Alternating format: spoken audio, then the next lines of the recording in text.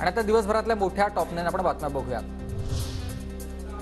आनंदोत्सव साजरा करा, उद्या सगळ्या शासकीय कार्यालयावर विद्युत रोषणाई करण्याचे उपमुख्यमंत्र्यांचे आदेश।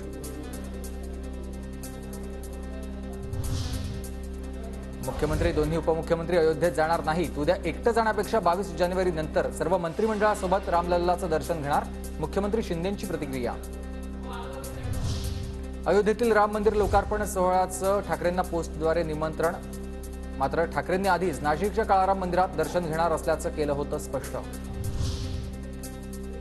22 तारखेनंतर रामराज्य निर्माण करायचंय। नागपूरमध्ये महाआरतीनंतर उपमुख्यमंत्री देवेंद्र फडणवीसांची ही प्रतिक्रिया। वाल्मिकी समाजाकडून नागपुरात महाआरतीचं आयोजन। राम मंदिराच्या सोहळ्याच्या पार्श्वभूमीवर परळीत भव्य शोभायात्रा। रामलल्लाच्या शोभायात्रेत मुंडे बहीण भाऊ एकत्र। 13 वर्षांनंतर धनंजय मुंडे पंकजा मुंडेंच्या घरी।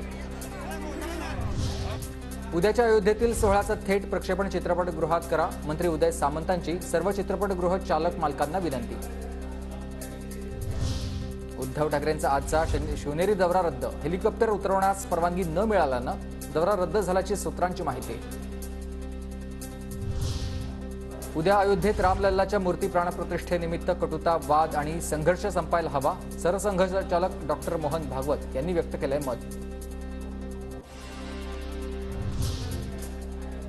पंतप्रधान नरेंद्र मोदी दक्षिण भारताच्या दौऱ्यावर तमिळनाडूच्या धनुष्कोडीमध्ये दिली भेट।